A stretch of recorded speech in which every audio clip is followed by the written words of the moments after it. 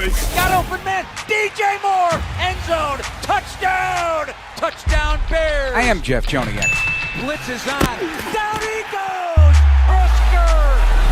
What was it like playing for Coach Ditka?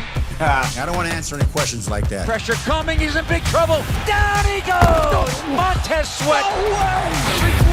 And now, Bears Etc. brought to you by Miller Lite with the voices of the Bears, Jeff Joniak and Tom Thayer. Well, with the divisional round of the NFL playoffs and the college football championship coming up this weekend, there are still plenty of NFL newsmakers out there with the half dozen jobs open in the NFL for head coaches, including the Bears, going through the process right now. So who better to talk to about that process than visiting with a man who's been through that process more than once, former Bears, Dolphins, and Pitt Panther head coach Dave Wannstedt. With Super Bowl winning Bears guard Tom Thayer, I'm Jeff Joniak. This is episode 128 of the Bears Etc. podcast, and we're brought to you by Miller Lite. Dave, good to talk to you. Tom, good to see you. I know, Tom, this is what Tom does, Coach.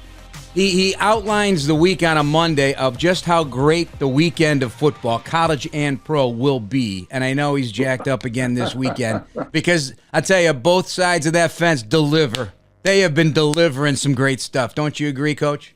Oh, absolutely. Yeah, I mean, there's some veteran teams in the playoffs that we expected to be there, and they're holding true. And then I think, when you look at the Washingtons of the world, there's some, in my opinion, a few teams that we did not expect to be there. There's always a few surprises.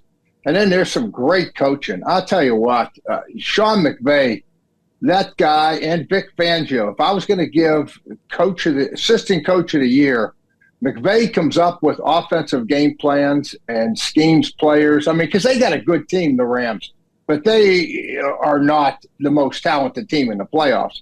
And then the same thing that Vic did at Chicago, what he's doing the same thing now. He's got the Eagles, first or second in the league in defense, and with a young defense. And that's kind of exciting to me because, guys, Vic's kind of the same era that I am. And, there's the big stigma out there. Oh, it's a young guy's game now and they won't relate and they can't get the most out of the players. Well, just look at Philadelphia, people, because Vic is old school and he left Miami because he didn't think it was tough enough. People weren't tough enough. And so I love seeing that. Absolutely. Dave, one thing about this coaching carousel, which I'm kind of confused about. So they go out and they hire Sean Desai, and Sean Desai is a Vic Fangio disciple, every way, shape, or form, especially when they were here in Chicago. Then they take Sean Desai out of that role and they bring in Matt Patricia. I'm still confused about that. But then they bring in Vic Fangio, the originator of Sean Desai's system that he's running. Is it the personality, or a coach with experience looking at the schemes he's facing? Well, you know what, Tom? I think that, regardless of the scheme in the National Football League, we're going to have the highs and lows. And I think if you have the thing that Vic brings to the table is credibility and experience. And when things and I'm just guessing, when things go a little bit sideways, which they're going to with every team, offense, defense, special team, at some point, that's when an experienced coordinator that's done it, have been there, that's when a guy can get the ship back on course real quick, and the players won't waver. I mean, hey, I've been here before, guys. This is what's happened. We'll get this corrected. And it's easier for a guy like that to buy in, the players to buy in. So, I do think that there's something to experience when you've had good experiences like Vic has. And but you're right. The system is one thing. And then there is, let's give a little bit of credit to just having the ability to make decisions that they've been there before. And you're talking about coaching things. That's what I hope that the Bears do, is that all I want out of a head coach is to be able to see a paper trail and see a history of a guy that's made it. When I got the Bears job, you didn't get an interview, Tom, for a head coaching job unless you were a coordinator on a playoff team. And very few guys got head coaching jobs unless they were a coordinator on a Super Bowl team. And why was that? The owners back then, we call them the old guard, they wanted to see a history of me as an example over being a coordinator for 10, 15, 20 years, college, pros, all the way through, a history of making that 4th and 1 decision. How did I handle the players in the losses? How did I handle the play? Did our defense respond? So I think there's something when you start looking for a head coach, looking for a guy that's had a history of doing it. So, and then you look at it and you like it or you don't. That's just a personal opinion. I think there's something to that, though, when you look around the league. For savings and service, get more with Geico. Here with Dave Wannstedt, Tom Thayer, Jeff Joniak of the Bears Etc. podcast. You open up a great line of thinking here. I just saw this morning. This is crazy to me. I've always felt this in sports, but I think it's getting worse, that the patience quotient for coaches in all sports is so small. I think because of the onset of sports talk radio here in the last 30 years, has really motivated that kind of thinking because they start listening to the outside noise. Just the overall impatience of maybe the new guard of ownership, the younger guys that have made billions in their own industry and now are head coaches. So since 1970, when the leagues merged, 264 head coaches have been fired. But since 2015, at least 5 every single season. Arizona and the Raiders each have fired their coach 14 times. They're the leaders. The NFC, weirdly, has fired 14 more head coaches than the AFC. Maybe that's the Pittsburgh angle because they don't make change. 43 coaches have been fired twice, 7 3 times. But in the 2010s, it's a record, 58 fired in the decade. There have already been 36 head coaching changes in the 2020s. So we're entering the 5th year of the 2020s. 4 of those resigned or retired on their own. And now the constant search for that next guy. Dave, how do you process that kind of carnage for head coaches? Well, I think you hit on some great points, Jeff. One, the younger owners are impatient. They paid a lot more money.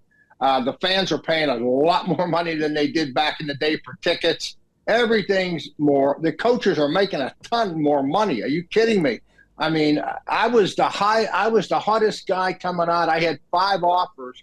And I think my salary was $300,000 or $400,000 a year, and that was the top dollar. And so things have changed drastically from a money, and the more you're given, the more that's expected, right? I mean, so I think all those things combined, and then you mentioned social media. There's so many avenues now and if you don't make a splash, you're not going to keep your job in social media for the most part. And so some of these guys are doing things. And then I'll tell you what else too, the staff size. Size. You got guys now in the building that everybody's got an opinion. And the more people you get involved, the more opinions you're going to get. And that can take your focus off of maybe the job that the guy's truly doing. And, that's what got me caught up a little bit at Miami when Wayne Huizenga brought in Dan Marino as a president or something. Dan was advisor. Advisor. And Dan was always looking for quarterbacks, and so was I. And long story short, Wayne now was all of a sudden getting opinions from other people, meaning Dan, on what was going on. We were coming off a 10-win season. I mean, we won 12, 11, 9, and 10. I mean, and, all of a sudden they wanted changes, and I wasn't going to make changes. My point is that these owners now got a lot of different people in their ears. And I think that influences them a lot. And then things can go sideways. Tom, that coaching size thing, we talk about that all the time. Yeah. So my question to both of you, as a player, as a coach, why do the staffs need to be so large? Jimmy Johnson and I were talking 2 days ago, and he was laughing. When he got the Dallas Cowboy job, there was 9 coaches in college on a staff. Tom knows that. And we brought the whole defensive staff, okay? And we brought everybody in the offensive staff except we hired David Shula from the outside. But Tony Wise went. I mean, we all went. And I coached on defense. We had a guy that broke down film, and I was a defensive coordinator, the linebacker coach, and the nickel coach. Dave Campo was the secondary coach. And Butch Davis was the defensive line coach. And then we had a defensive assistant that kind of roamed around and helped wherever we were at. I mean, that was it. That was it. And, and that's what we had. That was the number of coaches we had when we won the Super Bowl. So, yeah, it's fun because I go around to these coaches and colleges. Yeah. I mean, I go every year. I go, one college coach will fly me in. I'll spend 3 days with them just kind of evaluating this program, sitting in meetings, giving them my thoughts on stuff, good, bad, and different. And I walked in, I won't tell you where last year, it was a Big Ten school, and for a staff meeting, and there wasn't a chair for me. And they were too deep. They were too deep. Now, obviously, he made an adjustment there quick, but wow, it's and all that. I mean, that's great, Yeah. But you know what it causes too? It causes complacency. When you get this many guys and they're paying these guys money and they're getting to eat, there's food around all the time. Where are they going? They're in no hurry to move up the ranks. Tom, as a player, how do you feel about it? Well, on our Super Bowl team, we had 9 coaches, Dave. And it's funny because every position coach had to have a part of a special team. So Dick Stanfeld, he coached extra point and field goal. And then you see the Johnny Rowland, the running backs coach. He helped coach all returners, so on and so forth. But we didn't have that huge crew, and you weren't falling into factions and listening to what this guy has to say as opposed to your specific position coach. But the guy I want to bring up in your history of coaching, Tony Weiss, because to me, he's one of the best coaches that I've ever been around. I've seen work. And how important is that for a head coach to have a guy like that when you talk about all those different moving parts inside of a facility now? But if you have that one guy that through thick and thin, and everything is about the trust and his reliability, how important is a guy like that for you? Oh, it's critical from staff hiring. I never hired anybody. One guy, and it was a mistake, that Tony and I had, either Tony hadn't worked with or I worked with. I mean, the guys that I had on my Bears staff, the Clarence Brookses of the world, as good a defensive line coach as there ever was. And Ivan Fears, who went to New England and got 5 Super Bowl. These guys were all with Tony at Syracuse, and Tony and I went back to the 70s at Pitt. So, we talk now twice a week. And Tony's still doing consulting. I won't tell you, but there's 2 NFL teams that fly him out during training camp. And then he'll go to 1 or 2 colleges, and he's in constant contact with these line coaches, and they'll send him videos and he'll give an opinion on blocking scheme or something. And I tell you what, in the modern day, not to slight it back when we were all involved, Tom, but in the modern day with the limited practice time in high school to college and then to the NFL, the offensive line coach, having a great offensive line coach might be the most important position on your staff for development of these young players, because as you know better than anybody, you can't get better on the offense or defensive line unless you're in pads and you're doing it. You can't go out there and just catch passes with shorts on or throw 100 balls or practice kicking. Linemen, it's contact. It's blocking and tackling with those big guys.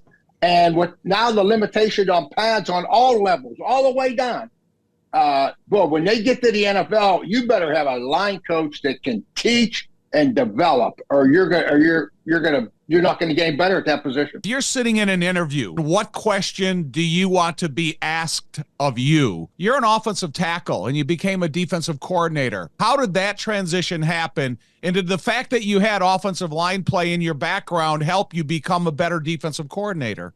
Yeah, the biggest thing would be draft and players. I would want to know, how are we going to make a final decision on who we draft? Who's going to make the final decision on what type of players we sign in free agency and draft? That would be my question to them, a personnel decision. That would be it, because that's critical. I mean, and my scheme on defense that I've used everywhere I've coached, going back to University of Miami days, was the undersized lineman, the Russell Maryland, the Chris Zorich, the Jim Flanagan, the Aaron Donalds at Pitt. Those were the guys a lot of people didn't want these guys because they weren't 6'4" and they weren't 350 pounds. But in my scheme of defense, I needed those type of guys. So that's why the personnel would be important. And usually the draft stuff is overrated. I mean, as long as it's not total separation and we're working together to try to get the best players, I've only had a couple issues with personnel people over all my time where it's draft day and they want one and they want the other. You know, I mean, those things are worked out long in advance of the draft room, in my opinion, if you got a good organization, which everybody does now. All right. And then Tommy asked you, okay, as an offensive line coach at Pitt, or excuse me, offensive lineman at Pitt, to becoming a defensive coach, known as a defensive coach. How did that help you?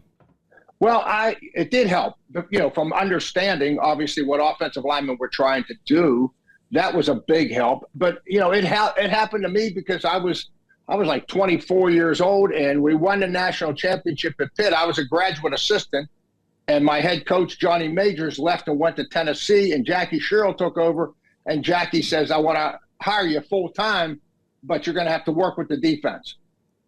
Because he had an offensive line coach that he was bringing with him from Arkansas. So I said, I'll coach defensive line tonight. And I was assistant defensive line coach. And guess who the defensive coordinator was? Jimmy Johnson. Oh, my gosh. And that's how we connected. Then he gets the Oklahoma State job, and he said, hey, you want to go? And blah, blah, blah. And he said, I'm not going to name a coordinator, but if you come with me. Now, this is how smart I am. I leave Pitt. We go to Oklahoma State, guys, and they're on probation. They don't even have 85 scholarships. They got like 50.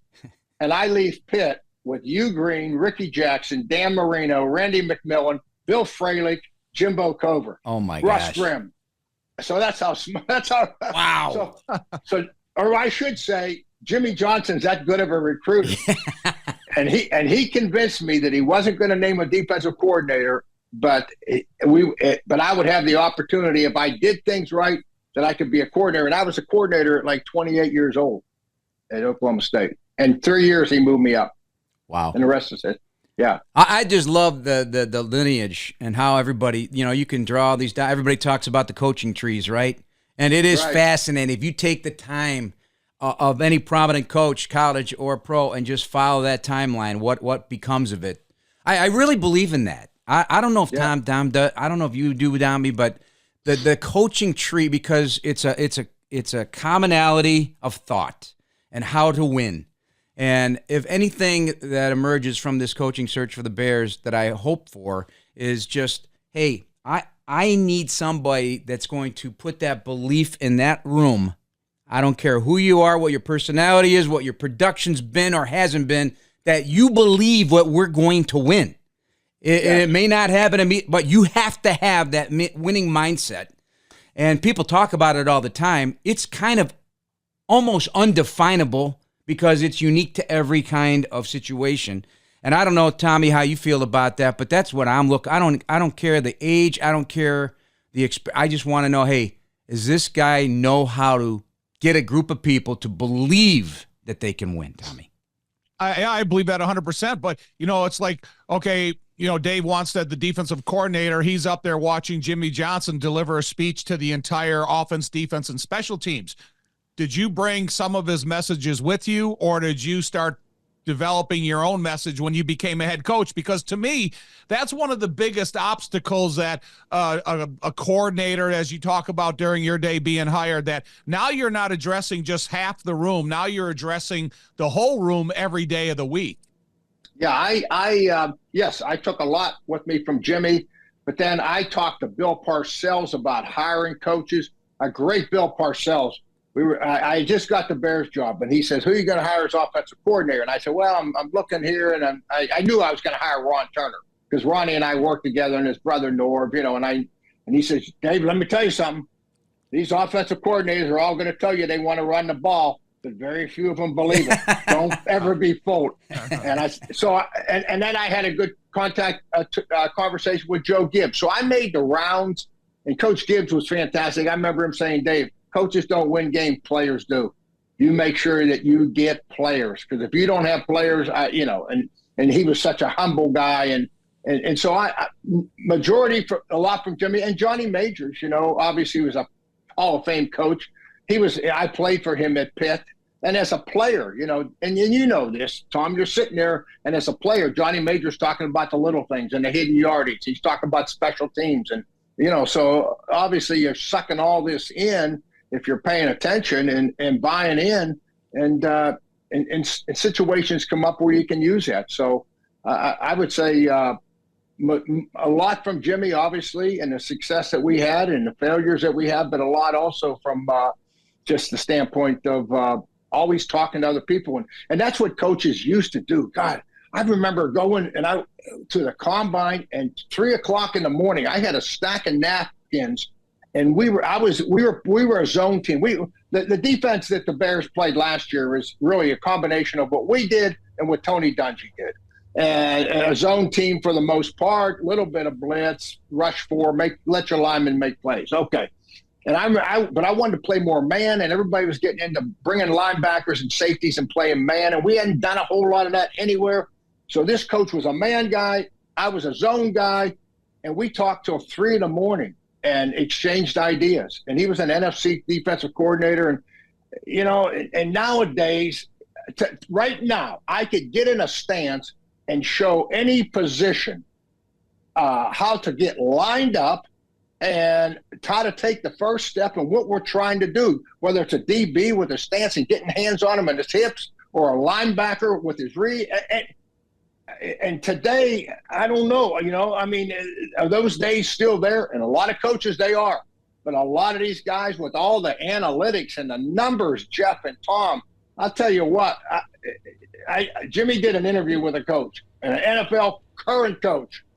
And we were talking, and he said, Dave, I don't know if this guy can get in a stance. If I said, well, demonstrate that to me. You know what I'm saying? Wow. So yeah. It's the young age of some of these guys, it's more about the numbers, and it's about the spreadsheets, and it's about that than it is really getting. We weren't coached for anybody back in the day unless you could demonstrate. If you couldn't show the guy what you wanted, and I'm 70 years old, and I'm not going to do the thing. That's not what I'm saying. But I can sure as heck get out there and show him. I saw a highlight of Bill Belichick, and he was coaching somewhere, and he was jamming the corner like he was a defensive back and saying, you do this, the receiver's going to beat you. Is that a clear picture? Do you understand it? Well, you know what that leads to, though? That's a great point, because, and Tom and Dave, I want to ask you both this, because you open up a great point. We're always concerned about how players are going to receive the instruction. Are you going to be too hard on them? Are you going to be not hard enough? Can they now accept being told how to do the technique properly? And technique, for those who love the game, know it's the subtle thing. It's the slight move of the foot. It's the direction of the foot, the hand placement, whatever. Forget about scheme and X's and O's. It's the technique has to be on point. But some players, they need to be shown that, otherwise they can't learn it. Others will they'll put you on the blackboard and they'll diagnose and diagram everything for you, but they go on the field and they can't do it. Like, it's weird. Like, everybody has a different way of learning. Tom, how did you learn? And Dave, how did you learn as a player? And then how did you teach as a coach? Tom, you first.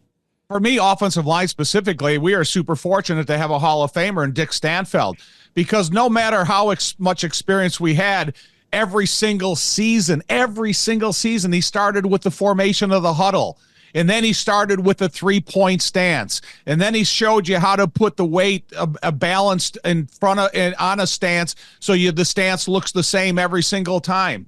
And then every single play in every single position, from the time you took your first step until the time you had the collision to your landmarks and everything, he explained every single detail of every single play against every single defense you could face.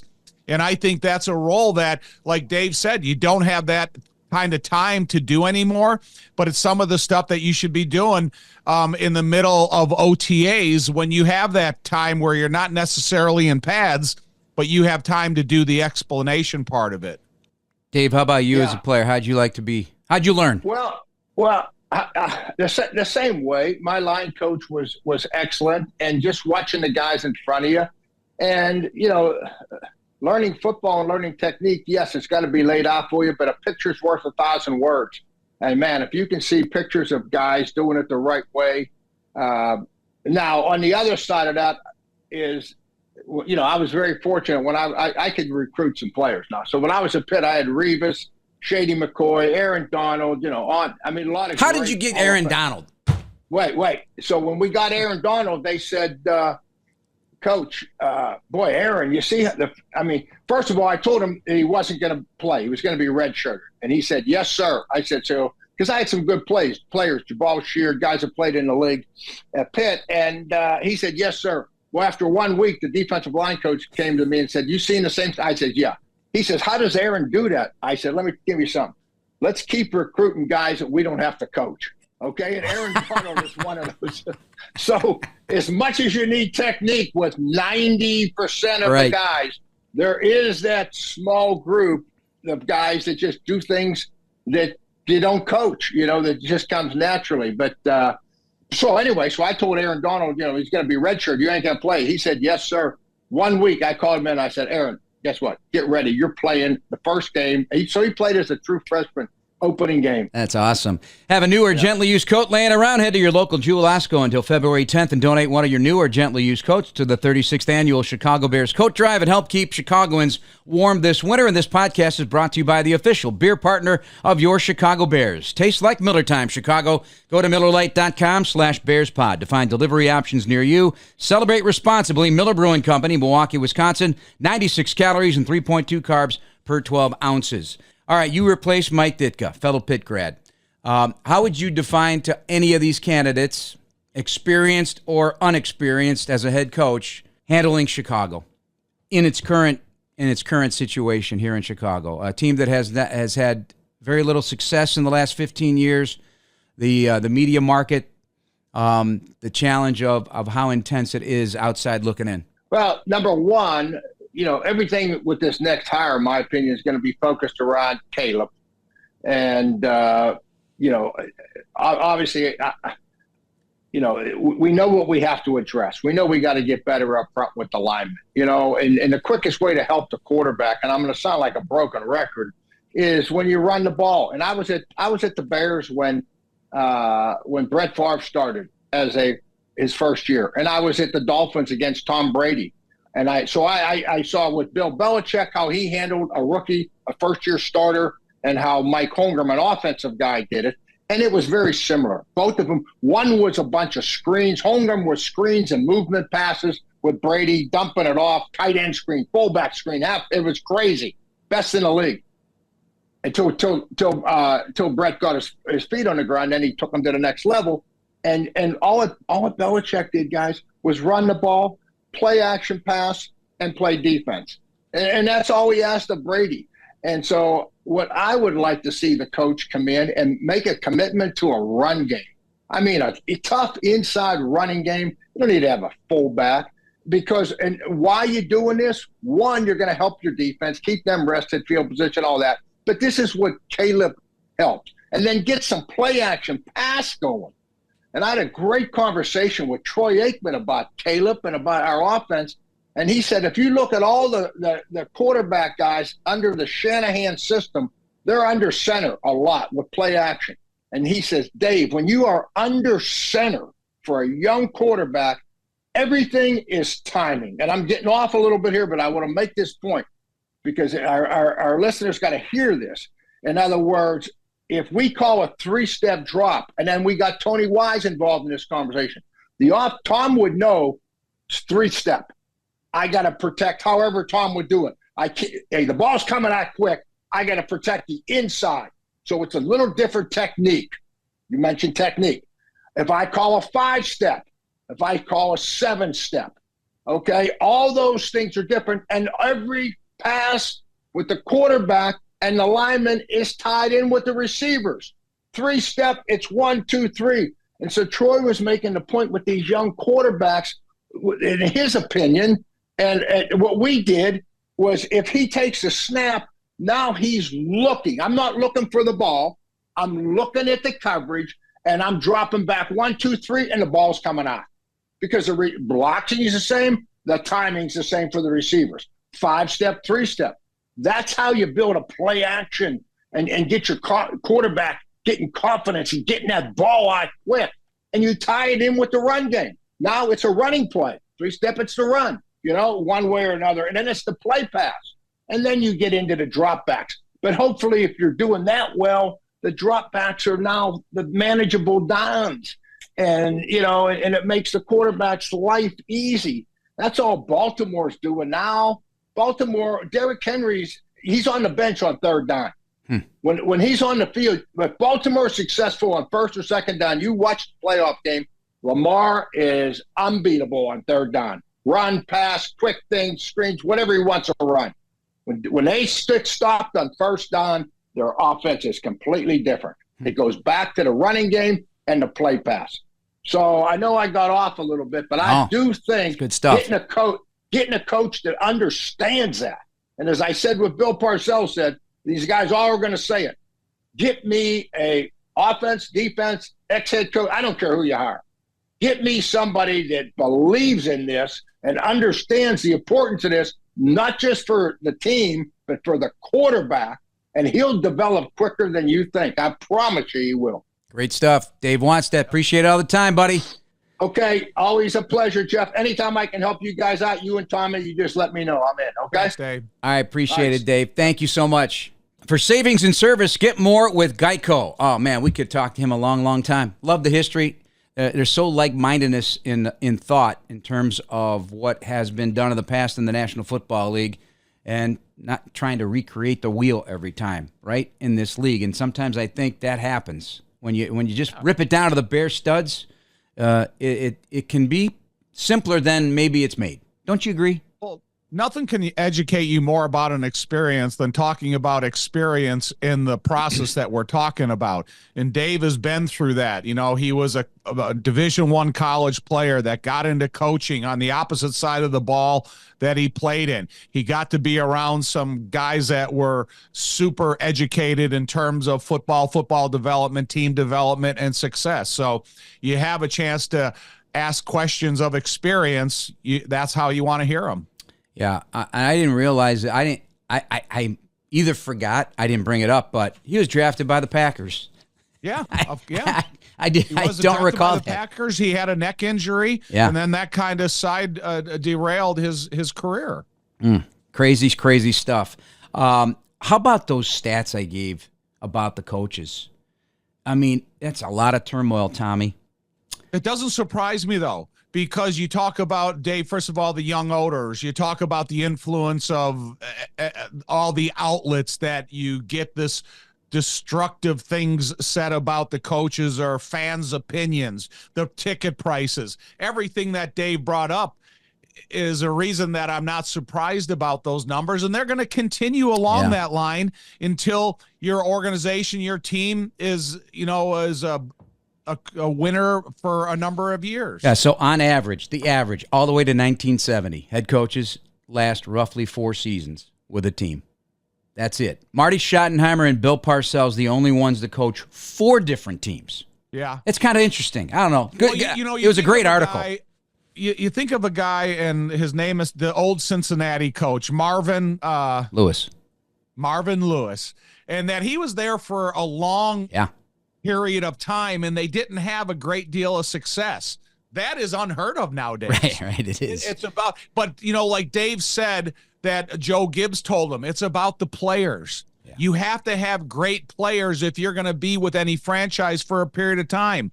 But nowadays with free agency, you don't have a chance to keep great players around for a long period of time. So it's about your evaluation process of who you draft and who you bring in a part of free agency. As this has gone on, and the Bears have announced the interviews that they've already conducted. It's a long list, of course. And more to come, apparently, as they get ready to move into a next phase. As the playoffs wind down here, they'll get their finalists and they'll make their decision. Has your opinion, since you heard from Ryan Poles, Kevin Warren, maybe back to when they made the change in the season to Thomas Brown, to where we're at right now, have you changed your philosophical thinking about who you would like or the type of person you would like to be the head coach as the names? And because, it's like stew right now. You're trying to get the best parts of that stew to make the best meal here. Listen, I don't care about how many guys they interview. Me neither. The more people you talk to, it only can educate you and bring up a question or a philosophical belief or a thinking that maybe I didn't think about that a week ago, but now I'm thinking about it. Listen, I've always had favorites in mind since the end of the football season, and I still have those same favorites in mind at this point of the off season. And so things haven't changed for me in terms of who my favorites are. And I guess that's the great anticipation of whomever becomes the head coach of, what their future is with that person. Right. And on top of that, I think this is the part that most people probably don't delve into, but with each of these interviews, they're asked, okay, who would your coaching staff be? Especially the coordinators and quarterback coach and the key position, offensive line coach. Who do you think you're going to be able to get? And each of these guys are going to have their own selection, and can they deliver? Because that's as intriguing as the person that's making that move to be a head coach. So we don't know those answers. Well, can I bring up one point, though, Big Jeff, is – so offense is 11 men on the side of the ball, okay? Shotgun, under center, running game, passing game, all that. The only question I need answered to any head coaching candidate is what type of defense do you want to run? And if you want to go to a 3-4 defense, do you believe that we have the personnel inside this building that we can go and we can reform our philosophical belief on defense with the personnel that we have? Because you're not going to be able to bring in 33, 22, whatever number you want to put to defensive personnel. Right. But you also don't want to be put in a corner either. Right. Yeah. Exactly. So, because here's the thing, that all costs money. It costs draft capital. And so as you tore this down several years ago, and now you're at a place where your cap is excellent, you still have a lot of cap space to maneuver and to make adjustments. You don't want that to get ruined, right? That's important, because once you start blowing out the salary cap, and that happens, there's been plenty of examples across the league. Some live on that fence all the time, like the Saints. They don't care. They keep pushing the future. It's like a credit card. You just keep putting it off.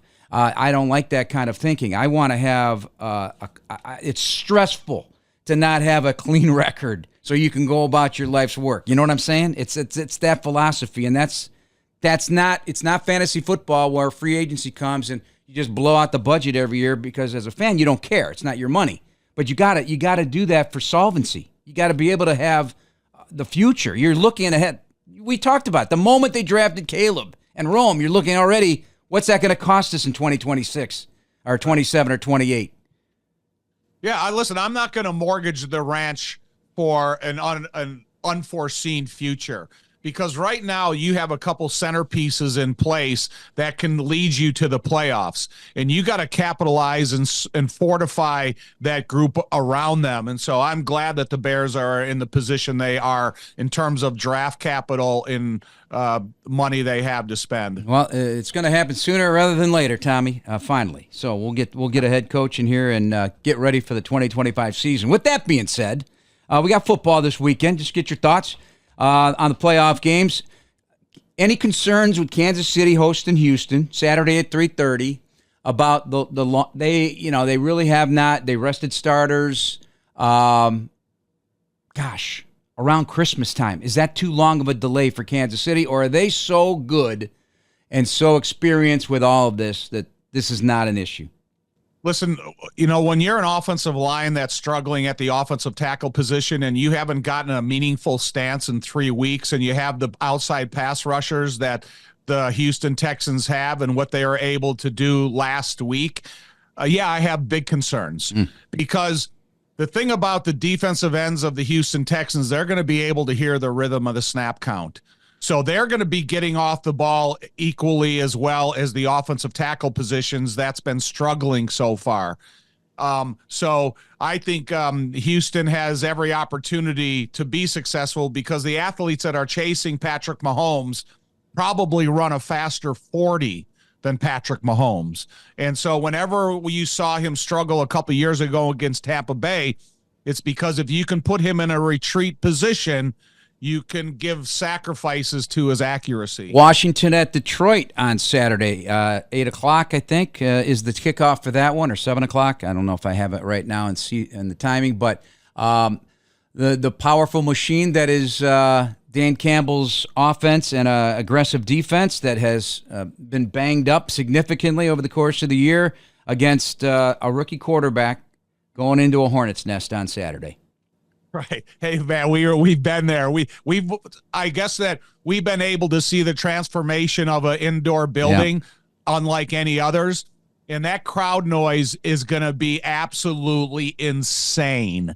And if Daniels can run an organized, functionable snap count that everybody understands the timing, that'll give him a better chance. But if there's any dysfunction on the get off of the offensive line, the defense and Aaron Glenn's going to smell blood in the water, and he's going to attack. All right, Sunday, this game right here, Baltimore at Buffalo, that's my can't wait game. I cannot wait. The quarterback play is going to be elite on both sides of the ball. Some really impressive defensive players and schemes. I don't even know how to break this one down. I think it's going to be fascinating. This game's about a one-man band. This is about Derrick Henry. If the Baltimore Ravens, they went out and got Derrick Henry, and they didn't overuse him during the regular season so they could overuse him in this type of a game. If they don't run Derrick Henry 30 times in this game to keep Josh Allen off the field and then give that creativity to Lamar Jackson, who is one of the most incredible multiple talented athletes playing quarterback that I've ever seen in the history of watching this game. You know, but I still think this game is all after this game is over. If they're going to reward anybody with any type of MVP of the game, it's going to be Derrick Henry. Yeah. Okay. Rams at Philadelphia, equally intriguing to me because of what we talked about with Coach Wannstedt, and he brought up Sean McVay. He just exudes confidence in his team. Doesn't care who he's got out there. He finds a way. But at Philadelphia, 2 o'clock on Sunday, how you feeling about this matchup? This is about Philly's offensive line against the really talented upcoming defensive rushers of the Rams. Those guys they're athletically dominant. They're energetic. They're powerful. But so is the Philly offensive line. So if the Phillies offensive line can provide a running opportunity for Saquon Barkley, then I've been saying that I thought Philly and Baltimore would be the Super Bowl. Okay. So I got to stick to my plan and think that Philly at home, because it's going to be another environment that with the temperature, all the emotional sorrow that the Rams see on a minute-by-minute basis with all the fires going out there, it's hard to ignore that. Oh, yeah. There is no ignoring that. And I feel so bad for the West Coast and for the L.A. area because of it. But will it be a relief once they get on the plane and fly to Philadelphia? It's a long flight going to Philadelphia. Are they going to be freezing the moment they walk off of that airplane? There's going to be a lot of emotional attachments that are following in the trail winds of that airplane. All right, are you going to Atlanta on Monday night? Notre Dame, Ohio State, they're playing apparently. National championship game. Sideline passes. You'll Nice. probably see me walking around. Now that would be one I'd like to go with you. I'd like to go. Well, no, I'm not going. I know. I'm super excited to watch it. And to me, that game's all about Notre Dame and coverage. If Notre Dame doesn't have some type of coverage that either confuses the quarterback or can lock down these types of receivers, you saw what they did to Oregon. And that's going to be the telltale success or failure of this game. Have a new or gently used coat laying around? Head to your local Jewel Osco until February 10th and donate one of your new or gently used coats to the 36th Annual Chicago Bears Coat Drive and help keep Chicagoans warm this winter. And we're brought to you by Geico. For savings and service, get more with Geico. Appreciate our title sponsor as well, Miller Lite. Tom, informative once again. Learned a lot of knowledge about football and the coaching search from Coach Wannstedt, so we appreciate him. Appreciate your insights as well. Thanks for listening, everybody. Please subscribe now on the Chicago Bears official app, Apple, Spotify, YouTube, or wherever you get your podcasts. Bear down, everybody.